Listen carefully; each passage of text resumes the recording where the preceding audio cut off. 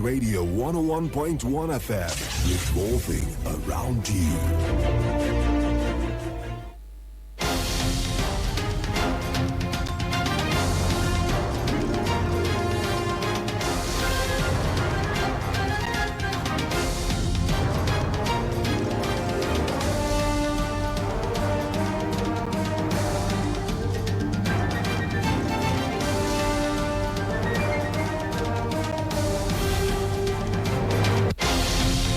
At noon, President Bola Tinubu approves 46 billion naira for reconstruction of Kano Airport runway.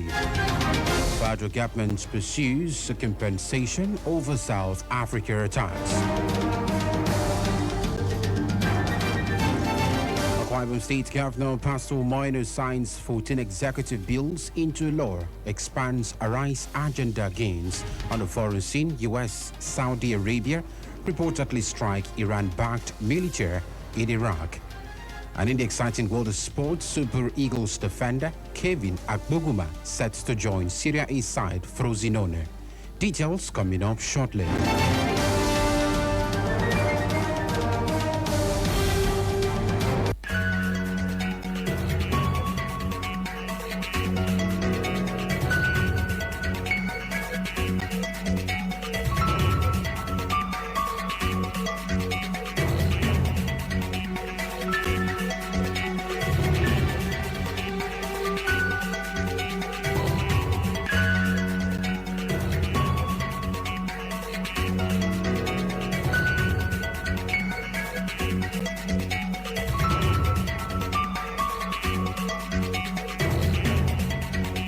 Good afternoon and welcome to the news at noon on Planet Radio 101.1 FM Uyo. I am Utabe David. The first reports in our second major bulletin of the day is that President Bola Tinubu has approved 46 billion naira for the resurfacing and construction of Kano Airport's second runway. The Minister of Aviation and Aerospace Development, Festus Keyamo, disclosed the development at the commissioning of the newly remodeled and upgraded Muhammadu Adamu Dankabo Domestic Terminal at the Malam Aminu Kano International Airport, Kano State.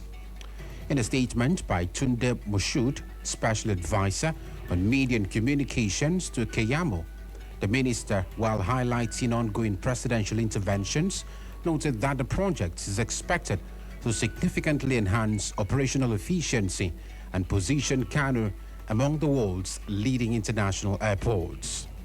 The minister also reaffirmed the federal government's unwavering commitment to transforming Nigeria's aviation infrastructure under President Bola Tinubu's renewed hope agenda.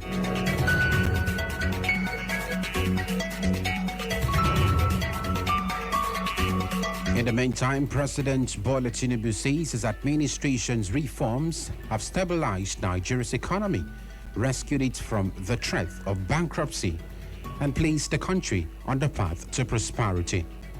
The president met the remarks while receiving the leadership of the Catholic Bishops' Conference of Nigeria, led by Most Reverend Matthew Ndagoso at the State House in Abuja.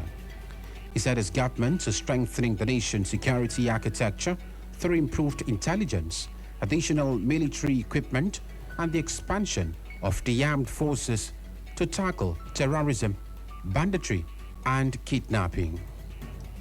Security situation is what it is. We don't have another country but here, this Nigeria. And we revert to our national anthem. In this complexity, diversity, we shall thrive, live, rejoice, and be good to all of us, humanity. And that is what I do. I don't run away from what I inherited. I inherited the challenge. Am I doing something about it? Yes. I can tell you I'm doing something about it. And there will be resources to keep them, build new barracks, build stations, arm them, and defeat terrorism. And it should go as part of your sermon. We all must fight terrorism together. We have that responsibility to our nation and to our society.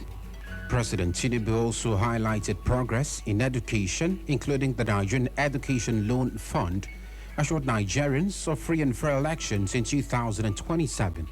maintaining that the Independent National Electoral Commission remains neutral. In response, Most Reverend Matthew Ndagoso urged the government to address insecurity, poverty, and educational challenges while ensuring credible elections. Away from that, the federal government has said that it is pursuing compensation for Nigerians affected by recent attacks in South Africa while strengthening diplomatic efforts to prevent further violence. Minister of State for Foreign Affairs Ambassador Sola Enikayole disclosed these after briefing President Bola Tinubu at the presidential villa in Abuja. He said the briefing followed Tinubu's directive to receive South African President Cyril Ramaphosa's special envoy and Foreign Minister Ronald Lamola, adding that he'd updated the president on commitments secured from South Africa, including activating an early warning mechanism and the Nigeria-South Africa Binational Commission. He also informed President Tinubu of the evacuation of about 1,490 Nigerians from South Africa following the attacks. Enikanolaye also said that Tinubu agreed the attacks were Afrobic rather than merely xenophobic, urging African countries to confront the growing trend collectively.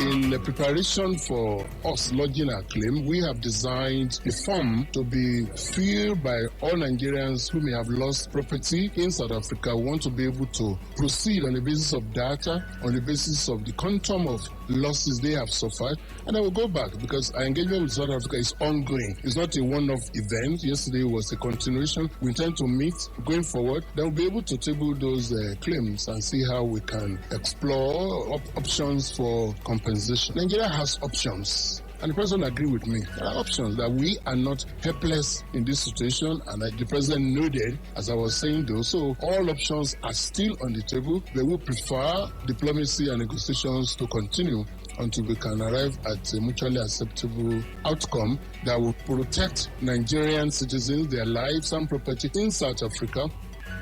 On compensation, Enikanolaye said the government had introduced a data collection process for Nigerians who lost property during the attacks. To electoral matters now, where the Independent National Electoral Commission has dismissed reports circulated on social media claiming it had revised the campaign timetable for the 2027 general elections. The graphic circulating online had claimed that the Commission released the official campaign timetable for the 2027 general election in line with the Electoral Act, claiming that campaigns for the Presidential and National Assembly elections would end on January 15, 2027, instead of January 14th, as contained in the Commission's official timetable, among other purported adjustment. Reacting to the developments, the Chief Press Secretary to the INEC Chairman, Adedayo Oketola, told newsmen that the Commission had not issued any separate campaign timetable. He described the viral graphic as fake, insisting that it did not originate from INEC. According to the timetable, campaigns for the Presidential and National Assembly elections will commence on August 19, 2026, while those for governorship and state assembly elections will begin on September 9, 2026, adding that campaigns for the Presidential and National Assembly elections will end on January 14, 2027, while those for the Governorship and State House of Assembly elections will close on February 4, 2027, exactly 24 hours before the respective polls. Back here, Akwa Ibom State Governor Pastor Moina has signed 14 executive bills into law, describing it as another major step towards strengthening governance, institutionalizing reforms, and expanding the gains of the Arise agenda. The governor, who has centered the bills at the Executive Council Chambers, Government House, Uyo, said the laws will provide long-needed legal backing for strategic institutions close policy gaps, and ensure continuity of programs designed to improve the welfare of the people. Among the new laws are those establishing the Akwa Ibom State Geographical Information Service to modernize land administration and simplify land verification, acquisition, and transfer processes. The Senior Citizen Center to institutionalize welfare programs for the elderly. The Hotels and Tourism Development Commission to regulate standards and drive tourism development, and the Ibom Broadcasting Corporation to strengthen public broadcasting and position the news station for commercial operations. All the legislations establish the Emergency Medical Service and Ambulance System Agency, the Public Procurement Regulatory Agency, the Betting and Lottery Regulatory Agency, the Fiscal Responsibility Board, the Internal Revenue Service, the Office of the Public Defender, the Water Users Association, and the University of Education of Agansett. Governor also centered the amendments to the Hospitals Management Board law, the centralizing hospital administration into zonal management boards, and providing for district hospitals to improve efficiency in healthcare delivery. The governor disclosed plans to redeploy medical doctors serving in administrative roles back into clinical practice, noting that prolonged absence from medical practice could adversely affect service delivery and patient safety. On the establishment of the Betting and Lottery Regulatory Agency, Governor clarified that the legislation was intended to regulate operators, protect residents from fraudulent activities, and ensure compliance with the law. The governor further announced that the Environmental Sanitation Bill would soon be transmitted to the State House of Assembly to strengthen environmental enforcement. He said under the proposed legislation, government would be empowered to clean neglected premises, recover the cost from property owners, and seal affected premises where necessary.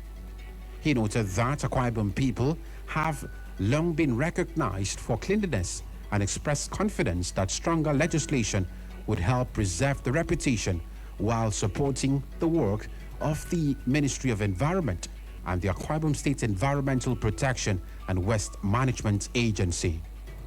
He commended the Speaker, Ude Mortong, members of the House of Assembly, and the Special Advisor on Legislative Affairs, Emmanuel Bassi, for what he described as exemplary cooperation between the executive and legislative arms of government.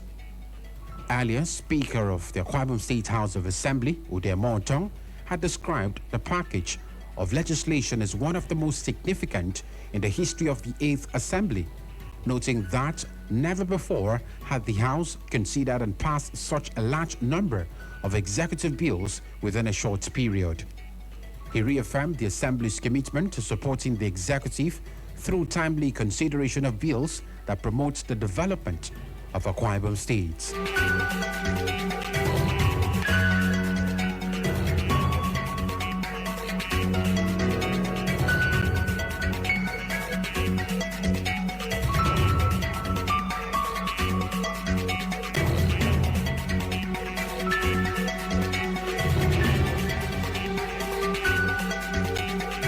On health matters, as the world marked World Hepatitis Day yesterday, a health expert, Dr. Samia Libok of the University of Uyo Teaching Hospital, has called on Nigerians to increase awareness of viral hepatitis, embrace early testing, and adopt preventive measures to reduce the burden of the disease.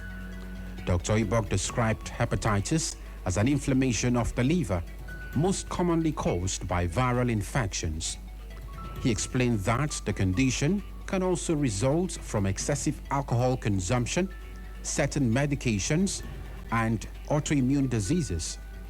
Speaking with our health correspondent, Iman Emilion James, the medical expert identified common symptoms of hepatitis to include persistent fatigue, fever, nausea, vomiting, loss of appetite, abdominal pain, dark-colored urine, pale stools, and yellowing of the skin and eyes, also known as jaundice.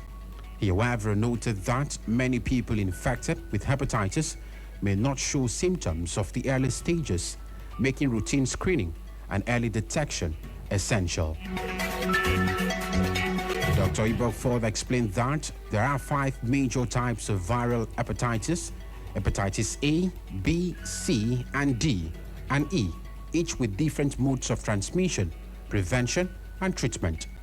He urged Nigerians to know their hepatitis status through regular testing, receive recommended vaccinations where available, and seek prompt medical attention whenever symptoms are noticed, stressing that early diagnosis greatly improves treatment outcomes.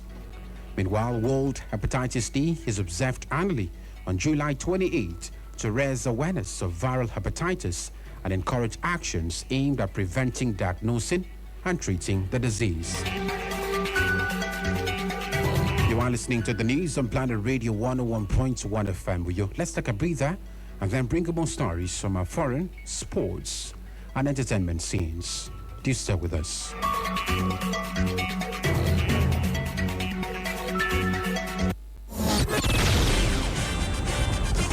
Bringing you news stories. I will say we have to continue. Indeed, tactile advancement is music, sport, and so much more. Planet 101.1. You've got the whole idea.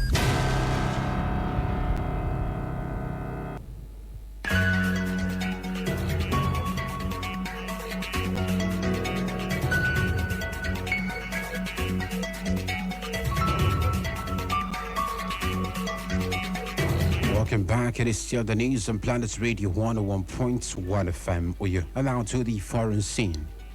The United States and Saudi Arabia have launched airstrikes against an Iran-backed military in eastern Iraq in a renewed escalation of tensions in the Middle East.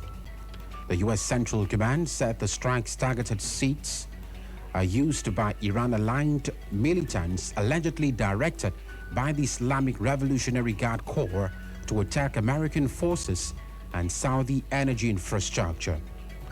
The Popular Mobilization Forces said at least 10 of its members were killed. The strikes followed reports of Iranian missile attacks on U.S. forces and drone attacks on Saudi oil facilities.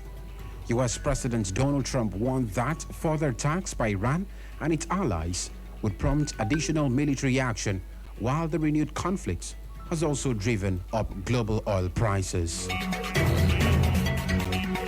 And now to sports, where Super Eagles defender Kevin Agboguma is set to join newly promoted Serie A club Frosinone after Italian side reached an agreement to sign him.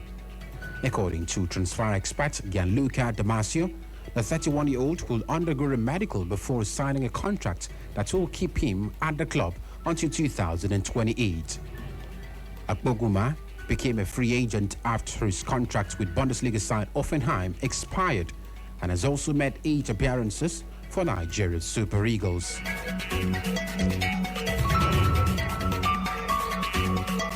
And on entertainment news, Afrobeat star Davido has unveiled the track list of his 6th studio album, Oriadi. The 13-track project features an international lineup including Leon Thomas, Black Sharif, Aya Nakamura, Mayukun, Fola, Lona, Number One Jazz World, and GLCJ. It's been the news on Planet Radio 101.1 FM with you. But before we go, a recap of the major stories.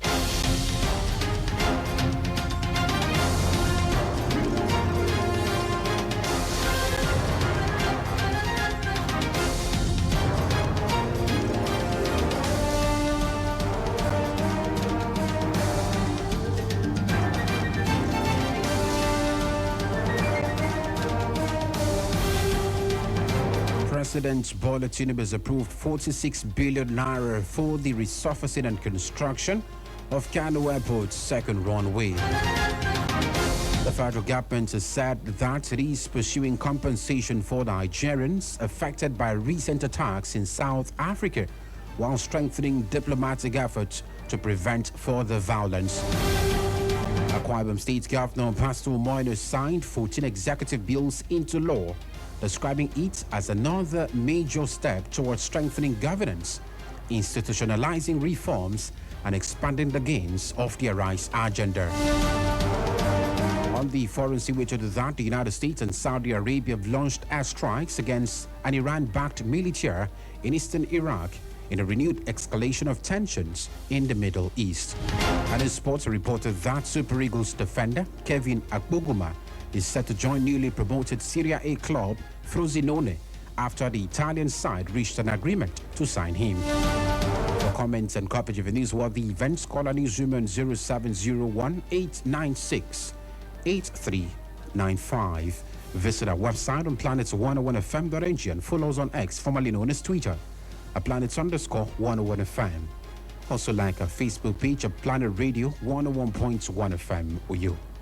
The news was edited by Wangfon Walter and Jane Ua. As we end the news, remember that awareness is the first step towards positive change. Stay informed, stay engaged, and stay safe. And I am Utabe David. Good afternoon to you.